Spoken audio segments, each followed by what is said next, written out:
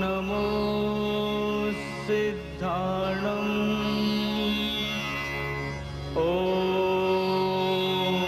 नमो आयर्याणं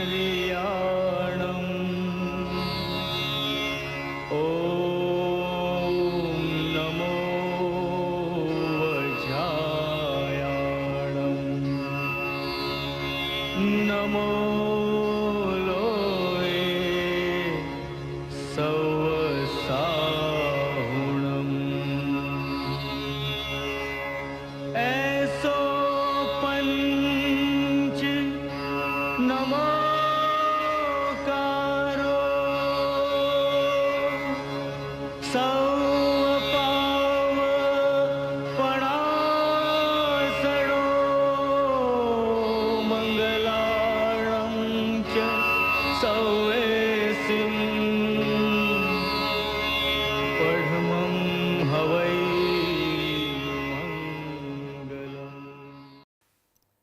પર્વાધિરાજ પર્યુષણના આજના દિવસે આપણે શ્રી ગુણવંતભાઈ બરવાડિયાને સાંભળવા છે. ગુણવંતભાઈ બરવાડિયા જૈન ધર્મના ઊંડા અભ્યાસી, સામયિકોના સંપાદક, જ્ઞાનસત્રના આયોજક અને વ્યવસાય ચાર્ટર્ડ એકાઉન્ટન્ટ.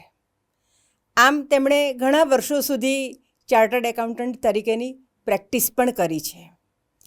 એની સાથે સાથે અધ્યાત્મની અને સાહિત્યની અનેકવિધ પ્રવૃત્તિઓ કરે છે અને એ પ્રવૃત્તિઓમાં તેઓ ઘણા બધા સામયિકોના સંપાદન અથવા એમના તંત્રીપદે સામયિકો પ્રગટ થતા રહે છે, જેમાં એનલાઇનમેન્ટ, કાઠિયાવાડી જૈન, જૈન પ્રકાશ, જૈન જગત, જાગૃતિ સંદેશ, વિતરાગ વિજ્ઞાન જેવા સામયિકોના તેઓ તંત્રી પદે અત્યારે પણ કાર્યરત છે.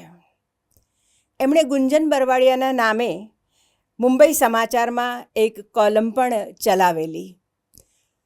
જ્ઞાનસત્રના આયોજક અને એમનું આયોજન એવું વિશિષ્ટ પ્રકારનું કે એ જે વિષય ઉપર જ્ઞાનસત્રનું આયોજન કરે એમાં વક્તાઓને નિમંત્રણ આપે અને વક્તાઓ પાસેથી અગાઉથી એ વિષયના લેખો એ લઈ લે અને એનું પુસ્તક આખું તૈયાર થાય અને એ જ પુસ્તક એ જ્ઞાનસત્રમાં વિમોચન પણ પામે. આવા એમણે લગભગ 100થી અધિક જેટલા પુસ્તકો એમની પાસેથી આપણને મળ્યા છે. આ ગુણવંતભાઈ બરવાડિયા અનેક સંસ્થાઓ સાથે જોડાયેલા છે. એમાં ગુજરાત વિશ્વકોશ ટ્રસ્ટ હોય, શ્રી જય ભિક્ષુ સાહિત્ય ટ્રસ્ટ હોય, એમનું અમૂલ્ય માર્ગદર્શન આ ટ્રસ્ટોને મળતું રહ્યું છે. અને એવા જ એક જૈન ધર્મના ઊંડા અભ્યાસી શ્રી ગુણવંતભાઈ બરવાડિયા પાસેથી આજે આપણે શ્રી આવશ્યક સૂત્ર વિશે સાંભળીએ. ગુણવંતભાઈ બરવાડિયા. ભગવાન મહાવીરના ચરણોમાં વંદન કરી અને આજે પાવન પર્યુષણના દિવસોમાં આપણે આવશ્યક સૂત્રનું ચિંતન કરીશું અને આ સહચિંતનમાં આવશ્યક સૂત્રના દરેક પાસાઓ વિશે આપણે ચર્ચા કરીશું. ત્રિપદી દેનાર ચરમ તીર્થંકર દેવાધિદેવ ભગવાન મહાવીરે પ્રબુદ્ધ કરુણા કરી અને આપણને દેશના આપી અને આ દેશના જેમના રૂચક પ્રદેશો ખુલી ગયા છે એવા ગણધર ભગવંતોએ સૂત્રમાં ગૂંથી અને આપણને આગમો આપ્યા. આ આગમ એટલે આપણા માટે આત્મસુધારણાનો અમૂલ્ય દસ્તાવેજ. સામાન્ય રીતે જૈન પરંપરા પ્રમાણે આગમ 32 અને 45 આગમ એની માન્યતા છે. જ્યારે દેવાર્થી ગણી ક્ષમાશ્રમણને એમ લાગ્યું કે હવે આ ભગવાને આપેલી ત્રિપદી દ્વારા ગણધરે રચેલા આગમો સ્મરણ નથી રહેતું ને વિસ્મરણ થતા જાય છે, એટલે એમણે 500 આચાર્યો સાથે વલ્લભીપુરમાં આગમ વાંચના કરી અને આગમોને ગ્રંથસ્થ કરવાનો સમ્યક પુરુષાર્થ કરી આપણા ઉપર પરમ ઉપકાર કર્યો. આ 45 અને 32 આગમમાંથી 32મો આગમ એટલે આવશ્યક સૂત્ર. આવશ્યક સૂત્રને આપણે બીજી રીતે પ્રતિક્રમણ નામે ઓળખીએ છીએ. અને એ પ્રતિક્રમણ એટલે જેમ અલગ અલગ પરંપરાઓ છે, દાર્શનિક પરંપરાઓ વિશ્વની, એમાં જેવી રીતે બૌદ્ધ પરંપરામાં ઉપાસના છે, વૈદિક પરંપરામાં સાંધ્ય કર્મ છે, એવી જ રીતે ઇસ્લામ પરંપરાની અંદર નમાઝ પઢવાની, અને ક્રિશ્ચન ઈસાઈની પરંપરામાં પ્રેયર્સ અને કન્ફેશન, જે કોઈ પાપો કર્યા હોય તેનું કન્ફેશન કરી અને એ પાપોની નિવૃત્તિનો પ્રયત્ન છે. એવી જ રીતે જૈન ધર્મની અંદર પ્રતિક્રમણ સૂત્રની એક એવી કાર્યવાહી ભગવાને આગમ દ્વારા આપણને આપી છે કે આપણે આપણા કરેલા પાપોને એમાં ધોઈ શકીએ. કવિ કલાપીએ આ અંગે એક સુંદર વાત કરી છે. હા પસ્તાવો વિપુલ ઝરણું સ્વર્ગથી ઉતર્યું છે, પાપી તેમાં ડૂબકી દઈને પુણ્યશાળી બને છે.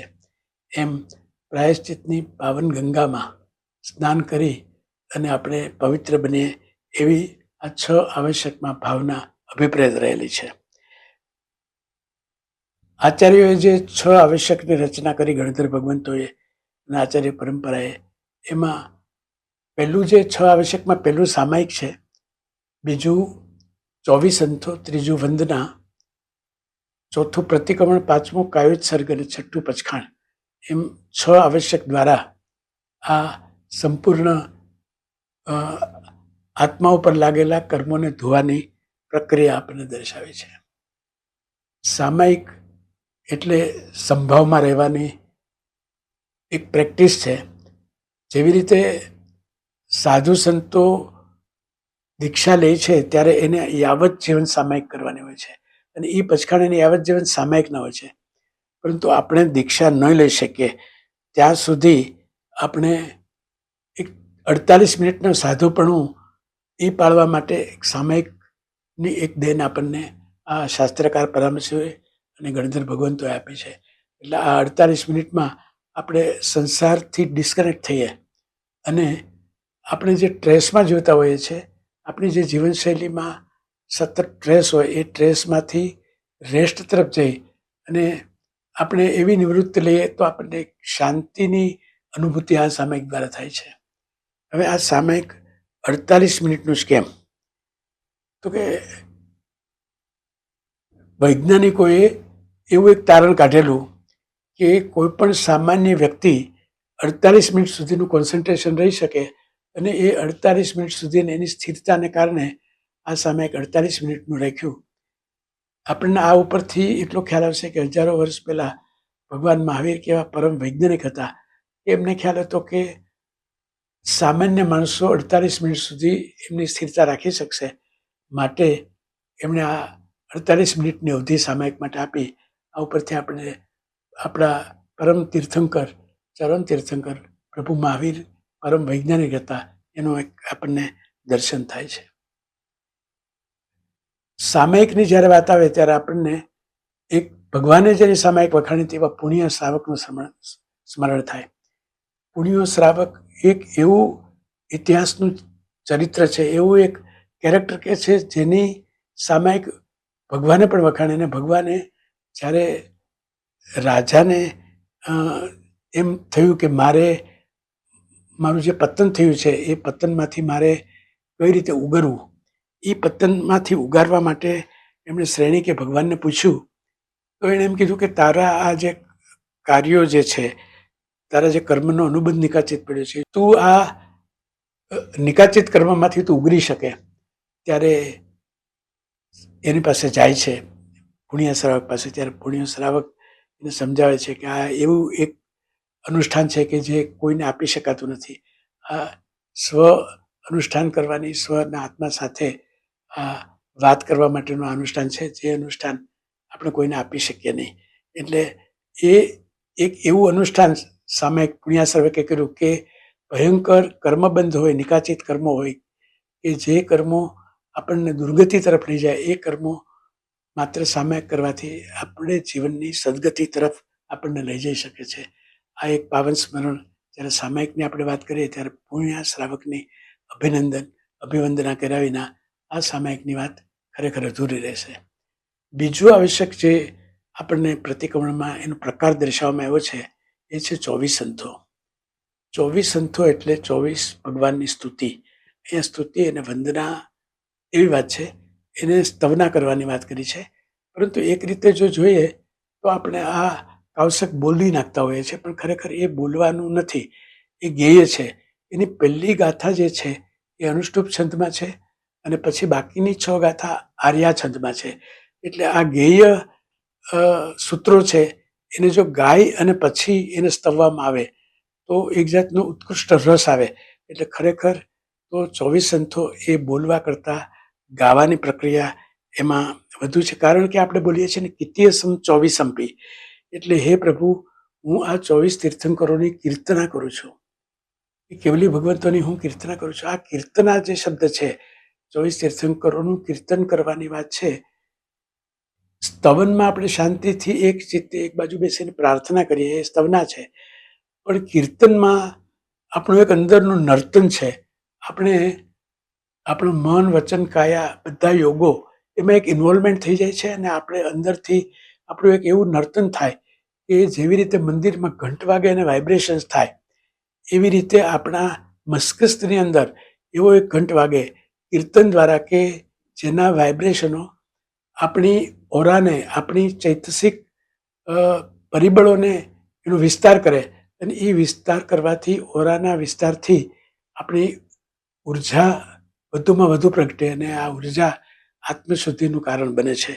આ રીતે 24 સંતો છે એ આપણા અંદરના કર્મોને ધોવા માટે અને ભગવાનનું ઉત્કૃષ્ટ ભાવે કીર્તન કરવા માટે આ 24 સંતાની આપણને બીજા આવશ્યકમાં ધ્યાન આપી છે. આપણે છેલ્લે 24 સંતોમાં બોલીએ છીએ સમય પરંતુ, તો એનો અર્થ એ જ છે કે હે પરમાત્મા, હે તીર્થંકર પ્રભુ, તમે જે સિદ્ધ ક્ષેત્રને પામ્યા છો એવી સિદ્ધ દશા મને પ્રાપ્ત થાવો, એવી આપણે પ્રાર્થના કરીએ છીએ. એ અંતિમ પ્રાર્થના આપણને સિદ્ધ ગતિ તરફ લઈ જવા માટેનો એક ખરેખર ઉત્કૃષ્ટ માર્ગ 24 સંતો દ્વારા બતાવવામાં આવ્યો છે. ત્રીજું આવશ્યક પ્રતિક્રમણમાં જે 6 પ્રકારોમાં ત્રીજું આવશ્યક છે એ વંદના. એક રીતે જોઈએ તો વંદના એ પ્રતિક્રમણનો પ્રાણ છે.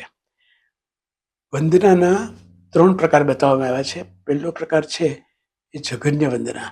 આપણને રસ્તામાં સાધુ સંતો મળે તો આપણે અંજલિ હાથ કરી, જો હાથ જોડી, મસ્તક નમાવીને જે વંદના કરીએ એ જઘન્ય વંદના છે.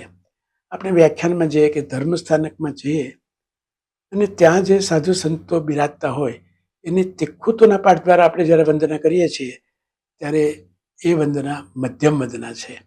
અને પ્રતિક્રમણ આપણે કરીએ ત્યારે પ્રતિક્રમણની અંદર, પ્રતિક્રમણમાં વંદના સૂત્રમાં આપણે જ્યારે સાક્ષાત વંદના પ્રતિક્રમણના તિખુતોના પાઠ દ્વારા કરીએ છીએ ત્યારે એ વંદના ઉત્કૃષ્ટ વંદના કીધી છે. અને આવી ઉત્કૃષ્ટ વંદના છે એ આપણના આત્મોત્થાન માટે ખૂબ જ અગત્યનો આપણા જીવનમાં ભાગ ભજવે છે. હવે વંદના વિશે આપણે જ્યારે વિચાર કરીશું ત્યારે વાસુદેવ કૃષ્ણના જીવનમાં વંદનાની 2 બહુ જ અગત્યની ઘટના બની. એ રસપ્રદ ઘટના તપાસવા જેવી છે. પહેલી ઘટનામાં જ્યારે શ્રી કૃષ્ણ વાસુદેવ ભગવાન નેમિનાથનું દર્શન કરવા જાય છે ત્યારે એમની સાથે એમનો એક મિત્ર વિરક કૌલિક એ સાથે હોય છે. એને પણ કહે છે કે હું ભગવાનના દર્શન કરવા જાઉં છું, તો તું પણ મારી સાથે ચાલ, જેથી તને પણ ભગવાનના દર્શનનો લાભ મળે. એ લોકો બંને જઈ અને ભગવાનના દર્શન કરવા માટે જાય છે. જ્યારે વાસુદેવ શ્રી કૃષ્ણ તમામ સાધુ સંતો, ત્યાં જેટલા એક સાથે આવ્યા હતા એ બધા તમામ સાધુ સંતો અને તીર્થંકર પરમાત્માને ખૂબ જ ભાવપૂર્વક વંદના કરે છે. અને એમને જોઈને એમના મિત્રને થાય છે કે આ વાસુદેવ શ્રી કૃષ્ણ જો આ વંદના કરે છે તો એને હું પણ વંદના કરું તો એને સારું લાગશે. એટલે એ દ્રવ્ય વંદના પણ કરી અને ત્યાંથી નીકળી જાય છે. જ્યારે શ્રી કૃષ્ણ વંદના કર્યા પછી સત્સંગમાં ભગવાન સાથે બેસે છે અને પ્રભુ નેમિનાથને પૂછે છે કે હે પ્રભુ, અમે બંને એ જે વંદના કરી એ વંદનાનું ફળ શું મારા બંને મિત્રોનું? તો કે તમે જે ભાવપૂર્ણ વંદન કર્યું છે કેમ કે તમારું વંદન દ્રવ્ય અને ભાવે ઉત્કૃષ્ટ હતું, એટલે તમે શાયિક સંકેતની પ્રાપ્તિ કરી છે. એટલું જ નહીં, પણ તમે ઉચ્ચ ગોત્રનો પણ અનુબંધ કર્યો છે. જ્યારે તમારા મિત્રે માત્ર ભાવશૂન્ય દ્રવ્ય વંદના કરી, અને એ દ્રવ્ય વંદનાને કારણે એ એવા ઉત્કૃષ્ટ લાભથી વંચિત રહ્યા છે. ઉત્તરાધન સૂત્રના 29મા અધ્યયનમાં ગૌતમ સ્વામી પરમાત્માને પૂછે છે, મહાવીર સ્વામીને, કે પ્રભુ, વંદના કરવાથી શું લાભ થાય? ત્યારે ભગવાન એક જવાબ આપે છે એને, કે વંદના કરવાથી સૌભાગ્યની પ્રાપ્તિ થાય, વંદના કરવાથી ઉચ્ચ ગોત્ર બંધાય, અને વંદના કરવાથી ઐશ્વર્ય મળે, અને દરેક ક્ષેત્રમાં વંદના કરવાથી સફળતા મળે છે. કૃષ્ણ પરમાત્માનો બીજો એક પ્રસંગ છે કે એ વંદના કરવા માટેની આ એક ઘટના છે. એમાં ભાવવંદનનું પ્રભુએ કેટલું મહત્વ આપ્યું છે એની આપણને આ દૃષ્ટાંતમાંથી સમજણ મળશે. ભગવાન કૃષ્ણના 2 પુત્રો પલક અને શ્યામ, એ બંને પુત્રોને એક દૈવી અશ્વ, કે જે અશ્વનું નામ કંદર્પ હતું, એ કંદર્પ અશ્વ લેવાની ઝંખના હતી. એટલે એ બંને પુત્રો યાચના કરે છે એના પિતા પાસે, કૃષ્ણ પાસે, કે મને આ અશ્વ આપો. ત્યારે શ્રી કૃષ્ણ એને કહે છે કે આવતીકાલે સવારે પ્રભુ નેમિનાથની પહેલા દર્શન કરીને વંદના કરશે, એને હું આ જે માગશે તે આપીશ. અશ્વ માગે છે, જે પણ કોઈ માગશે એ હું વસ્તુ એને આપવા તત્પર રહીશ. એટલે પલક છે એ ખૂબ જ વહેલો ઉઠે છે, અને એને બેચેની છે, એને ઝંખના છે કે મારે આ ગમે તે રીતે અશ્વ પ્રાપ્ત કરવો છે. એટલે ઉઠીને જલ્દી જઈ અને ભગવાનને વંદન કરે છે. ત્યાં નેમિનાથ પ્રભુને વંદન કરી અને એ પરત આવે છે. જ્યારે શ્યામ છે એ પથારીમાંથી ઉઠીને પેલા વિચાર કરે છે કે હું ત્યાં વંદન કરવા જાઉં એ પેલા ભાવપૂર્વક અહીંયા પથારીમાંથી ઉઠીને જ વંદન કરી લઉં. એટલે જેવો એ પથારીમાંથી ઉઠે છે એટલે સાક્ષાત દંડવત કરીને એ ભગવાનને વંદના કરે છે, ખૂબ જ ભાવપૂર્વક વંદના કરે છે. અને પછી એ ત્યાં ભગવાન પાસે સદેહે જઈ અને ત્યાં વંદના કરે છે, અને વંદના કરીને સત્સંગમાં બેસી જાય છે. જ્યારે પલક છે એ શ્રી કૃષ્ણ પાસે જઈને કહે છે કે મેં પ્રથમ વંદના કરી, માટે મને આ કંદર્પ અશ્વ આપો, એનો હું ખરેખર અધિકારી છું. ત્યારે વાસુદેવ કૃષ્ણ એને એટલું જ કહે છે કે ચાલો આપણે ભગવાન નેમિનાથ પાસે જઈએ અને એને પૂછીએ કે પ્રથમ વંદના કોને કરી. એ એમના મુખેથી જે કહેશે એને આપણે આ અશ્વ અર્પણ કરીશું. એટલે બંને ભગવાન પાસે જાય છે. એ અરસામાં જ્યારે શ્યામ તો ત્યાં બેઠો હોય છે અને સત્સંગ કરતો હોય છે પ્રભુ પાસે. પ્રભુને કૃષ્ણ પૂછે છે કે મારા 2 પુત્રોએ સૌથી પહેલી વંદના આવીને કોણે કરી? તો કે દ્રવ્ય વંદના જો આવીને કરી હોય તો તમારા પુત્ર પલકે કરી, એ પહેલો આવ્યો તો એને દ્રવ્ય વંદના કરી. પણ ભાવ વંદનાની જો હું વાત કરું તો પથારીમાંથી ઉઠીને પહેલા જેને વંદના કરી એ શ્યામ છે, અને એને ભાવ વંદના એણે પહેલે કરી, દ્રવ્ય વંદના એની બીજી હતી. જ્યારે પલકની દ્રવ્ય વંદના પહેલી હતી અને ભાવ વંદના બીજી હતી. તો પ્રશ્ન પૂછે છે કે તો પહેલી વંદના કોની ગણાય? તો કે જેણે ભાવ વંદના કરી છે એની વંદનાને હું પ્રથમ ક્રમ આપી શકું, માટે શ્યામની વંદના છે એ પ્રથમ ક્રમાંકે ગણાય. આમ ભગવાને ભાવ વંદનનું મહત્વ આપણને બતાવી દીધું છે કે આ ભાવ વંદન એ એટલું ઉત્કૃષ્ટ છે, અને એનેથી આપણને કેવા કેવા પ્રકારના લાભ થાય છે એ આ વિસ્તારથી આ વાત આપણે ચિંતન કરી અને સમજવા જેવી છે. જ્યારે વંદનાની વાત આવે ત્યારે આ વંદનાની અંદર 3 યોગ, શરીર યોગ એક છે, એવું એક વિજ્ઞાન છે કે જે આ વંદનાની અંદર અભિપ્રેત છે. એમાં શરીર વિજ્ઞાન છે, યોગ વિજ્ઞાન છે અને મનોવિજ્ઞાન છે. જ્યારે આપણે વંદના કરીએ ત્યારે વંદનાથી આપણે જ્યારે નમીએ ત્યારે આપણી પેનક્રિયાસમાંથી એક રસ ચરશે, અને એ રસ આપણા તામસી રસ ચરવાથી જે આપણો અહંકાર છે એ ઓછો થશે, આપણું અભિમાન, આપણું હુંપણું છે એ ઓછું થાય, અને એ ઓછું થવાથી આપણને નમવાનું ગમશે. અને આ શરીર વિજ્ઞાનની પ્રક્રિયાથી આપણે જ્યારે દંડવત થઈએ અને પૃથ્વીને સમથળપણે દંડવત થવાથી પૃથ્વીની વૈશ્વિક ચેતનાઓનો આપણામાં આવિષ્કાર થાય, અને એ આવિષ્કાર થયા પછી આપણને આપણામાં જે અહમ ને મમની જે દિવાલો છે એ તૂટવા લાગે.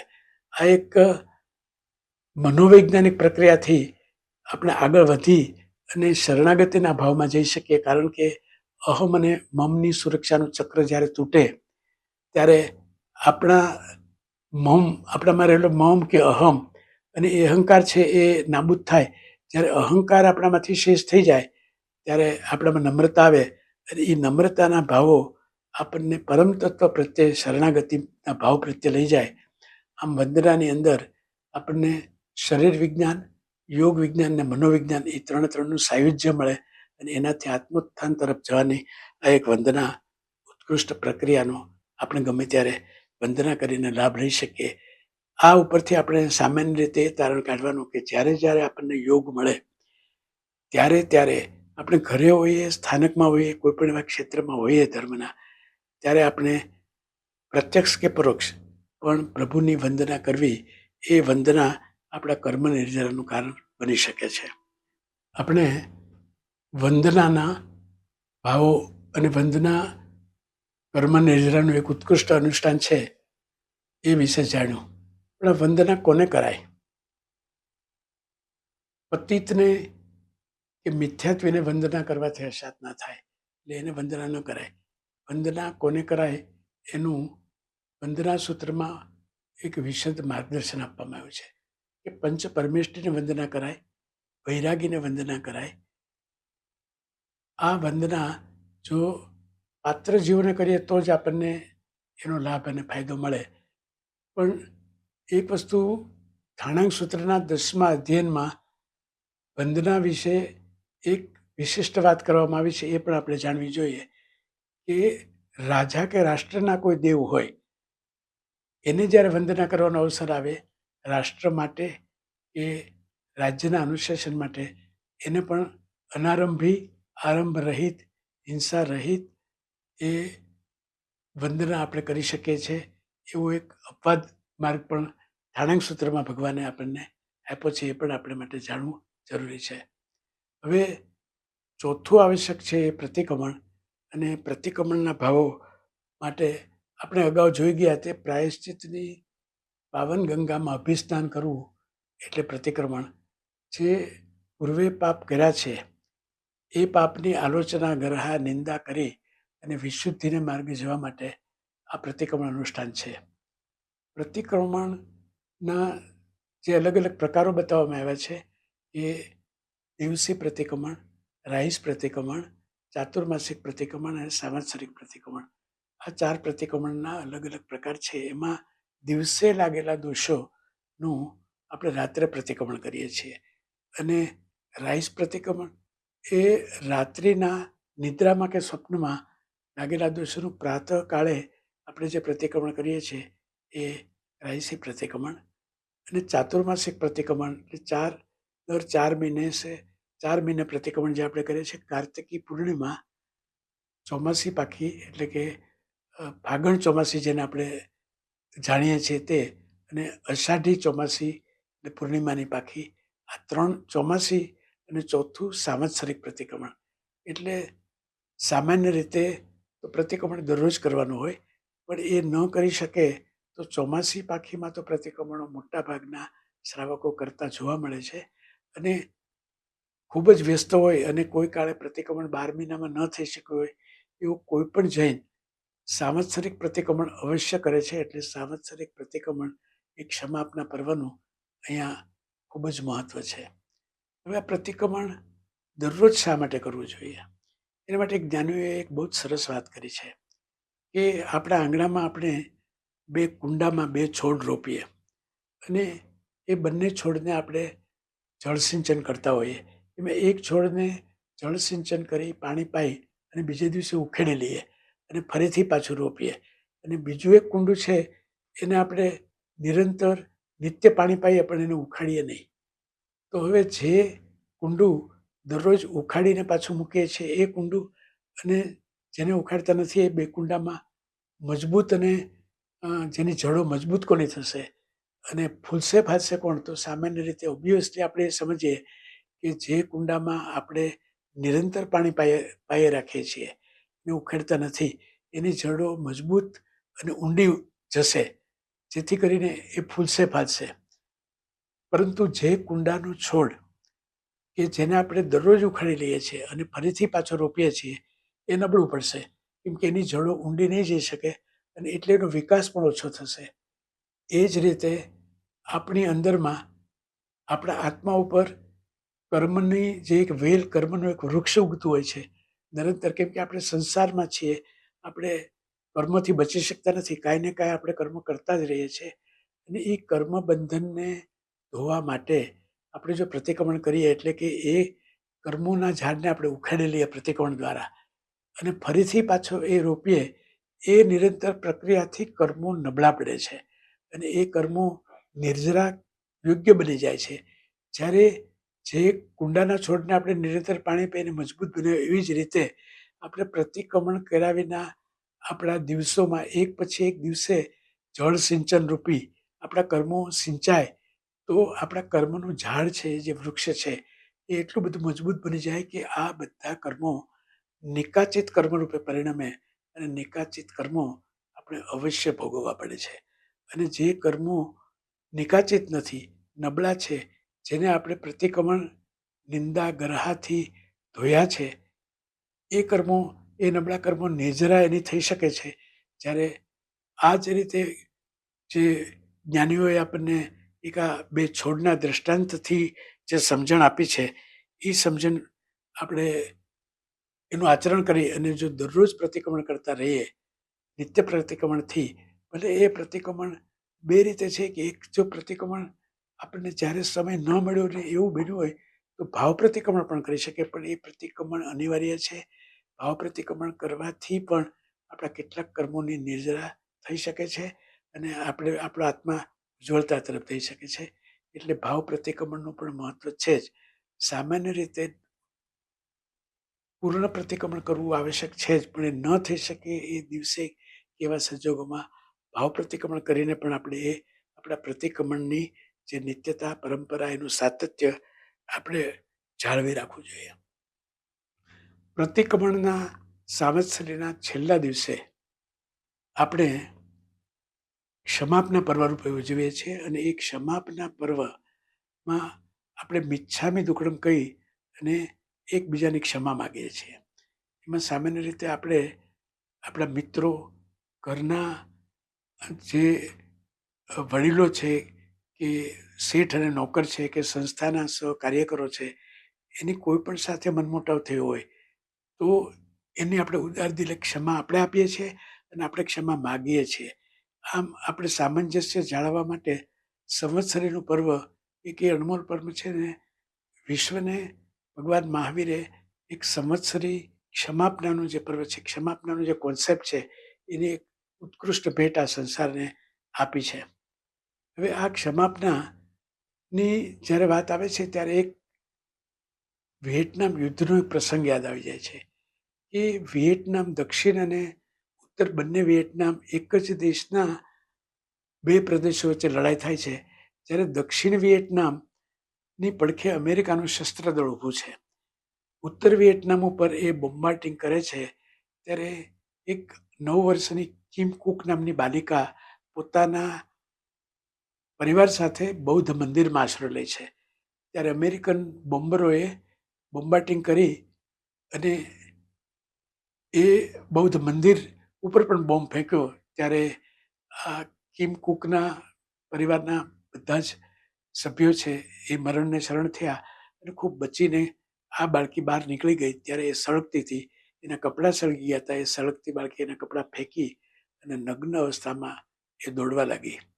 જ્યારે આ દ્રશ્ય એક નીક નામના પત્રકારે છબીમાં ઝડપી લીધું અને એ નીક નામના પત્રકારે આ છબી અમેરિકાના પ્રતિષ્ઠિત બધા ન્યૂઝપેપરોમાં આપી. જ્યારે આ છબીનું એટલું મહત્વ હતું કે વિયેટનામના યુદ્ધ વિરોધી લોકમત કેળવવા માટે આ તસવીરનું બહુ જ મોટું યોગદાન હતું. પાછળથી તો આ તસવીરને દુનિયાનું શ્રેષ્ઠ પુલિત્ઝર પારિતોષિક પણ અર્પણ કરવામાં આવ્યું. હવે આ 9 વર્ષની નીક નામની બાળા કે જે અગ્નિકુંડમાંથી બચી અને પછી ક્યુબામાં અભ્યાસ માટે ગઈ અને ક્યુબા પછી એ કેનેડામાં સ્થિર થઈ, એમના લગ્ન થયા અને એ એક ઉત્કૃષ્ટ વક્તા બની. દેશ વિદેશમાં એને વક્તવ્ય માટે બોલાવવામાં આવતી. એમાં અમેરિકામાં એકવાર એને જ્યારે બોલાવવામાં આવી વક્તવ્ય માટે, ત્યારે એ વિયેટનામમાં યુદ્ધમાં જે સૈનિકો શહીદ થયા હતા એના સ્મારક ઉપર એ ફૂલો ચડાવે છે અને પછી એ શ્રદ્ધાંજલિ સભામાં એ પોતાના વ્યક્તિત્વમાં એવી એક વાત કરે છે કે મારા ગામ ઉપર અને અમારા બુદ્ધ મંદિરમાં જેમ આશરો રહ્યા હતા એ ઉપર બોમ્બાર્ડિંગ કરનાર કોઈ જો વિમાની કે સોલ્જર મને આજે પણ મળી જાય તો હું ક્ષમા આપું. એના પ્રત્યે મને ધિક્કાર નથી, કારણ કે હું ધિક્કારના ભાવમાં જીવતી નથી. મારા હૃદયમાં એક ક્ષમાનું ઝરણું વહે છે અને હું એને ક્ષમા આપું. પણ એ જ્યારે મને મળે ત્યારે હું એને એટલું ચોક્કસ કહું કે ભૂતકાળને આપણે ભૂલી જઈએ.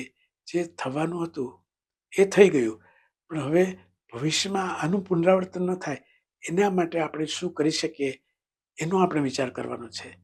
જ્યારે આ સભાની અંદર વિયેટનામ ઉપર બોમ્બાર્ડિંગ કરવાનો ઓર્ડર આપનાર એક સોલ્જર હતો અને એ અમેરિકન સૈનિક સભામાંથી બહાર આવી અને કિમ કુકને બે હાથ જોડીને ધ્રુસકે ધ્રુસકે રડી પડે છે અને એમ કહે છે કે મને માફ કરો, મને માફ કરો, આ કૃત્ય માટે હું જવાબદાર છું, આ હિંસા માટે હું જવાબદાર છું. હવે મને આ વસ્તુ સમજાણી કે મને એટલા ભાવ થાય છે કે હવે મારું શેષ જીવન હું ક્ષમા, શાંતિ માટે અર્પણ કરીશ, અહિંસા માટે અર્પણ કરીશ. એટલે આપણે જે ક્ષમાના ભાવોનું હાર્દ છે એ સમજી શકીએ કે કોઈ એક ક્ષમાના ભાવથી કોઈ પણ અપરાધીનું જીવનનું પરિવર્તન પણ થઈ શકે છે અને એ વ્યક્તિનું જીવનની આખી દિશા પણ બદલાઈ શકે છે. હવે જ્યારે આપણે પ્રતિક્રમણના ભાવો વિશે વિચારણા કરીએ છીએ ત્યારે કેટલાક એવા જૈન ઇતિહાસમાં કેટલાક એવા પાત્રો છે કે એ પાત્રોએ ઉત્કૃષ્ટ પ્રતિક્રમણના ભાવો એના જીવનમાં અભિપ્રેત હતા. દાખલા તરીકે સૌથી પહેલાં જો આપણે વાત કરીએ તો ઉદયન રાજા, કે એણે એના પ્રતિક્રમણના ભાવોથી જે અંદરની દુશ્મનાવટ હતી એને ખાલી કરીને આખું સામંજસ્ય એના જીવનમાં, એના સામ્રાજ્યમાં સર્જાયું. બીજા પંથક મુનિની વાત કરીએ કે પંથક મુનિને કોઈ પણ જાતની ભૂલ વિના જ્યારે એનું અપમાન થાય છે, એને એના ગુરુ તરફથી તિરસ્કૃતતા મળે છે, છતાં પણ એ પ્રતિક્રમણના ભાવોને જાળવીને એ પ્રતિક્રમણ કરે છે. એ એક આદર્શ પ્રતિક્રમણ, એ પ્રતિક્રમણનું એક જ્વલંત ઉદાહરણ છે. મૃગાવતીજી ચંદના સાથેના સંવાદમાં જે બને છે એમાં મૃગાવતીજી જે પ્રતિક્રમણ કરે છે એ પ્રતિક્રમણ પણ ઉત્કૃષ્ટ પ્રતિક્રમણ તરીકે જૈન ઇતિહાસમાં અમર છે. હવે છેલ્લે એક બહુ જ અગત્યની વાત એ છે કે જે જૈન ધર્મની જેને જાણકારી નહોતો એવો વરુણ મિત્ર કે જે યુદ્ધના મેદાનમાં હતો, એ એમના સાથે જૈન વ્યક્તિને પ્રતિક્રમણના ભાવો એને જોતા એને અંદરથી એવી જ પ્રેરણા થાય છે કે આ કરવાથી કંઈક છેલ્લે મારો અંત પણ સુધરે આ યુદ્ધમાં.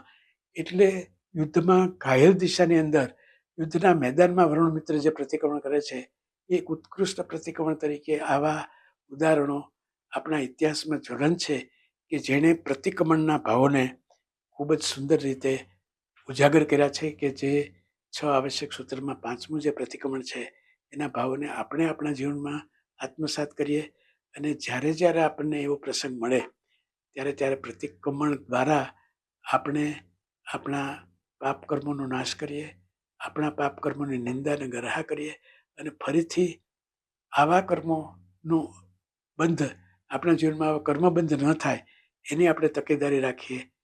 તો આ પ્રતિક્રમણના ભાવો, જે આવશ્યક સૂત્ર જે ગણધર ભગવંતોએ આપણને એક પ્રબુદ્ધ કરુણા કરીને આપણને આપ્યું છે, એ ખરેખર આપણા જીવનમાં ચરિતાર્થ કરીએ તો આપણા આત્માનું પણ કલ્યાણ થાય. હવે છઠ્ઠું જે આવશ્યક છે એ આવશ્યક આપણે જે 5મું આવશ્યક છે કાયોત્સર્ગ છે. અને કાયોત્સર્ગ એટલે કાયાનો ઉત્સર્ગ કરવો, કાયાનું મમત્વ છોડવું. અને કાયાનું મમત્વ છોડ્યા પછી આ એક દેહાધ્યાસની પ્રક્રિયા છે કે મારું શરીર અને મારો આત્મા એ બંને ભિન્ન છે. એની જો અનુભૂતિ કાયોત્સર્ગમાં આપણે કરવી હોય તો એક કાયોત્સર્ગ દેહાધ્યાસ કરવા માટેનું, દેહાધ્યાસ છોડવા માટેનું, કાયાનું મમત્વ છોડવા માટેનું એક ઉત્કૃષ્ટ સાધન છે. આપણે સામાન્ય રીતે આ જે કાયોત્સર્ગ છે એની અલગ અલગ મુદ્રાઓ હોય છે. એમાં કાયોત્સર્ગ મુદ્રામાં આપણે ઊભા ઊભા પણ કાયોત્સર્ગ કરી શકીએ, બે હાથ ઊંચા કરીને, અને સુખાસન અને પદ્માસનમાં બેસીને પણ આપણે કાયોત્સર્ગ કરી શકીએ, અને શાયિક આસનની અંદર આપણે સંથાર્યું કરી અને શેતરંજી પાથરીને સૂતા સૂતા પણ કાયોત્સર્ગ કરી શકીએ. આમ કાયોત્સર્ગ કરવાના અલગ અલગ જે મુદ્રાઓ છે એનું પણ આપણે અહીંયા સ્ટડી કરી શકીએ. બીજું જે આ કાયોત્સર્ગ છે એમાં સામાન્ય રીતે પ્રતિક્રમણની અંદર આપણે 4 લોગસનો કાયોત્સર્ગ કરીએ દરરોજના પ્રતિક્રમણની અંદર. એ જે રાયસીને દિવસે પ્રતિક્રમણ છે એમાં 4 લોગસનો કાયોત્સર્ગ થાય. પરંતુ આપણે જો સંવત્સરી પ્રતિક્રમણ કે ચોમાસી પ્રતિક્રમણ હોય તો એમાં ચોમાસી પાખીના દિવસોએ 20 લોગસનો આપણે કાયોત્સર્ગ કરવાનો હોય, અને સંવત્સરી પ્રતિક્રમણમાં સામાન્ય પરંપરાથી 40 લોગસનો કાયોત્સર્ગ કરવામાં આવતો હોય છે. પરંતુ દેવસી અને રાયસી પ્રતિક્રમણમાં એક બીજી વિશિષ્ટ વાત એ છે કે જો એ 4 લોગસનો કાયોત્સર્ગ આપણે ન કરીએ તો આપણે ધર્મ ધ્યાનનો કાયોત્સર્ગ પણ કરી શકીએ છીએ. હવે ધર્મ ધ્યાનના કાયોત્સર્ગમાં જ્ઞાનીઓએ 4 વાતને ખૂબ સુંદર રીતે બતાવી છે. એમ કે એ વાતમાં પ્રથમ આપણે વિતરાગની આજ્ઞા શું છે એનું ચિંતન કરવાનું છે, કે વિતરાગની આજ્ઞાના માર્ગે જો આપણે જઈએ તો આપણું કઈ રીતે કલ્યાણ થાય એની ચિંતના. બીજું, આ સંસારના જીવોને દુઃખ કઈ રીતે આવે છે અને દુઃખ નિવારવાના શું ઉપાય છે એનું ચિંતન. સુખ વિપાક એટલે સુખ આવે કઈ રીતે અને સુખ જળવાઈ રહે, એ સુખને માર્ગે આપણે જઈ શકીએ, સુખમાંથી આનંદ તરફ આપણે જઈ શકીએ, એના ઉપાયોની વિચારણા અને લોકના આકાર વિશેનું ચિંતન. હવે ત્યાર પછી આ ધર્મ ધ્યાનના કાયોત્સર્ગમાં જે પૂર્વાચાર્યો અને શાસ્ત્રકાર પરામર્શીઓની પ્રેરણાથી અનુપ્રેક્ષા ચિંતનની વાત આવે છે. એમાં 4 અનુપ્રેક્ષાની બહુ જ સુંદર વાત એમણે વર્ણવી છે. જે પહેલી અનુપ્રેક્ષા છે એ એકત્વ ભાવના. એમ કે હું એકલો આવ્યો છું આ સંસારમાં અને મારે એકલો જ જવાનું છે. આપણે અહીંયા ખરેખર વિચારીએ તો ક્યારેક આપણે એકલતા પણ અનુભવતા હોય છે કે હું સાવ એકલો થઈ ગયો. કોઈ પણ સંસારના પ્રસંગોમાં, ગૃહસ્થ જીવનની અંદર જ્યારે પરિવારથી વિમુખ હોય ત્યારે આપણે એવો વિચાર કરીએ છીએ કે હું એકલો છું. ત્યારે એ એકલતામાંથી એકાંત તરફ જવાનો, એકાંતને પચાવવાની જે ચિંતન છે એ અનુપ્રેક્ષા ચિંતન અહીંયા અભિપ્રેત છે. સાથે સાથે આપણે એક એ વિચાર કરવાનો કે જે નમી રાજર્ષિનો એક બહુ સરસ દ્રષ્ટાંત શાસ્ત્રકાર પરામર્શીઓ આપે છે કે નમી રાજર્ષિને દાહ જ્વર થાય છે અને આખું શરીર બળતું હોય છે એનું. તો એ બળતરા ઓછી કરવા માટે એની સંખ્ય રાણીઓ ચંદન ઘસે છે, અને એ ચંદન ઘસવાથી જે 2 સૌભાગ્ય કંકણોનો અવાજ થાય છે ત્યારે એ અવાજ પણ સહન નથી કરી શકતા, અને એ કહે છે કે આ અવાજ બંધ કરો.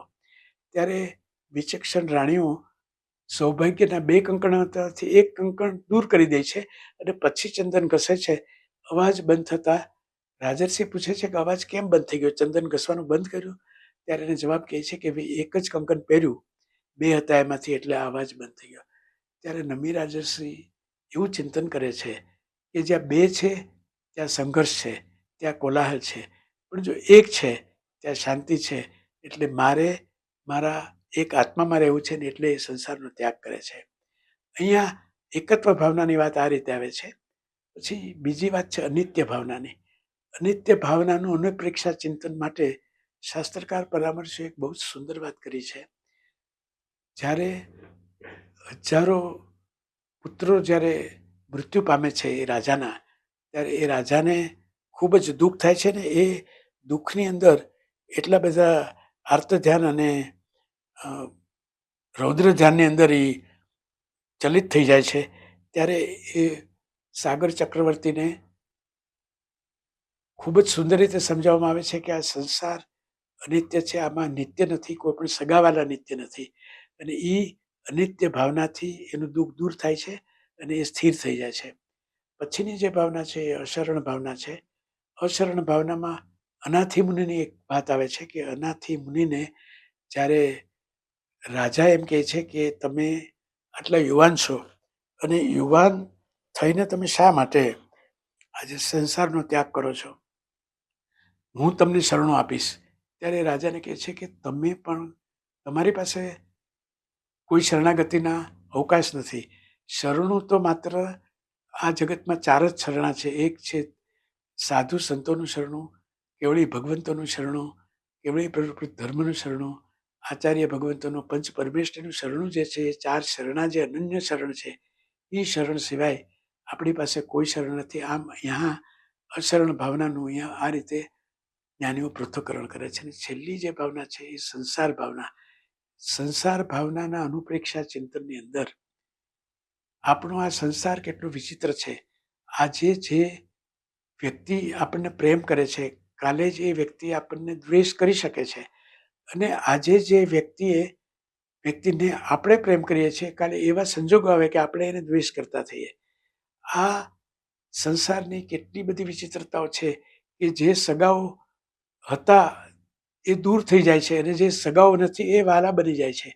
એવા કેટલા બધા અનુભવો ક્ષણે ક્ષણે આ સંસારની વિચિત્રતાના આપણને અનુભવ થાય છે. એમ આ અનુપ્રેક્ષા ચિંતનની અંદર 4 ભાવનાઓનું અહીંયા વર્ણન કરવામાં આવે છે. આ 4 ભાવનાઓ દ્વારા આપણે જે કૌશક છે એ કૌશકની અંદર આપણે એના ભાવોને આપણે અભિપ્રેત થઈએ, એ ભાવોને આપણે ચરિતાર્થ કરીએ. અને સૌથી છેલ્લે જે 6થું આવશ્યક છે એ પ્રત્યાખ્યાન છે. પ્રત્યાખ્યાન એટલે પચખાણ. પચખાણ એ આવતા કર્મોને બંધ પાડવાની, આવતા કર્મોને ખાળવાની, આવતા કર્મોને એનો આશ્રવ ન થાય, આવતા કર્મો આવે નહીં એને રોકવાની એક પાળ છે. અને એ આપણે પચખાણથી સવરમાં પણ રહી શકીએ છીએ. એટલે જે આપણે નૌકારસીના, પૌરસીના, એકાસનાના, ઉપવાસના, એમ્બિલના અને અભિગ્રહના એ બધા જે પચખાણો કરીએ છીએ, એ પચખાણ દ્વારા આપણે કર્મ નિર્જરા પણ કરી શકીએ છીએ અને આપણે સવરમાં પણ રહી શકીએ અને આવતા કર્મોને રોકી પણ શકીએ છીએ. આમ આ પ્રતિક્રમણના આવશ્યક સૂત્રના 6 ભાવોનું આપણે અહીંયા વિશદથી વિશ્લેષણ કર્યું. આપણે એ વિચારવાનું છે કે આ પ્રતિક્રમણના જે તમામ ભાવો છે એ આપણા ગૃહસ્થ જીવન, સમાજ જીવન, સંસ્થાકીય જીવન અને રોજબરોજના જીવનમાં કઈ રીતે ઉપયોગી થાય અને એનેથી આપણને કેમ લાભ મળે એનું ચિંતન આપણે કરવાનું છે. કેમ કે આ 6 આવશ્યકની અંદર જે એક આવશ્યકમાં જે તત્વો બતાવવામાં આવ્યા છે, એ તત્વો વિશે આપણે ચિંતન કરીને આપણા જીવનમાં જો એનું આપણે અવતરણ કરીએ તો આપણા ગૃહસ્થ જીવનમાં પણ શાંતિ અને સામંજસ્ય સર્જાય. ક્ષમાપનાના જે સુંદર વિચારો પ્રતિક્રમણ પછી જે આપવામાં આવ્યા છે, એનીથી આપણને શાંતિ, સમાધિ અને કુટુંબમાં મન મેળાપ રહે અને કુટુંબમાં સ્વસ્થ રીતે આપણે જીવી શકીએ. આપણું સમાજ જીવન પણ સ્વસ્થ રીતે જીવી શકીએ અને શાંતિ અને સમાધિમાં આપણો પછીનો સમય પસાર થાય. એટલા માટે આ આવશ્યક સૂત્રના એક જે 6 જે કાર્યો છે એ 6 પ્રકારોને આપણા જીવનમાં આપણે આત્મસાત કરીએ અને આપણા આત્માને ઉન્નતિ કરીએ, આપણા આત્માનું ઉર્ધ્વગમન કરીએ. એ જ અભ્યર્થના સાથે વિરમું છું. જય જિનેન્દ્ર. શ્રી ગુણવંતભાઈ બરવાડિયા અમારા સ્વજન છે. એમણે આવશ્યક સૂત્ર ઉપર એમના વિચારોને સરસ રીતે પ્રસ્તુત કરી આપ્યા છે. શ્રી ગુણવંતભાઈ બરવાડિયાનો અમે આભાર માનીએ છીએ.